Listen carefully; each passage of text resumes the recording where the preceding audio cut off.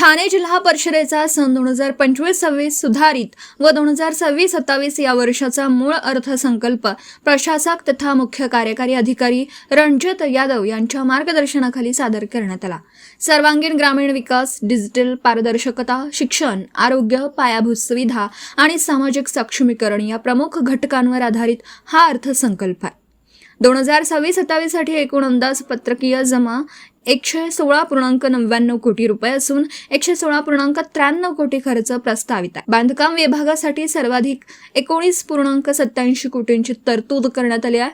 शिक्षणासाठी 11.36 कोटी, समाज कल्याणासाठी 9.79 कोटी, महिला व बालकल्याणासाठी 4.89 कोटी, आरोग्यासाठी 3.78 कोटी, कृषीसाठी 3.74 कोटी, पशुसंवर्धनासाठी 3.72 कोटी निधी प्रस्तावित आहे। ग्रामपंचायत विभागासाठी मुद्रांक शुल्क वाटपाकरिता 37.50 कोटींची तरतूद करण्यात आली आहे।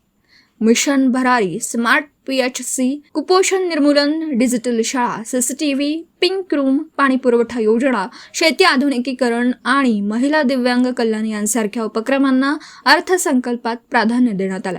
हा अर्थसंकल्प ग्रामीण भागाच्या शाश्वत विकासाला नवी दिशा देणारा असल्याचं प्रशासनाने सांगितलं। समर्थ गावकरी न्यूज नेटवर्कसाठी प्रतिनिधी सुभाष विसे।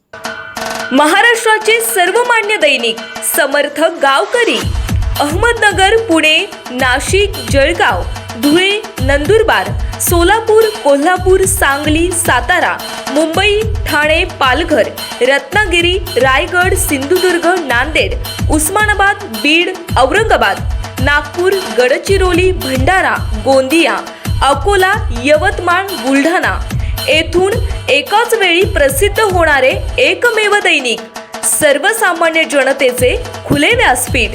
संपादक आहेत विश्वासराव आरोटे। मोबाईल नंबर आहे 9423 38 85 08। दुसरा मोबाईल नंबर 9423 46 72 72। तिसरा मोबाईल नंबर 75 88 15 0001। वेबसाईट आहे sgavkari.com। मेल आयडी आहे aklgavkari@gmail.com।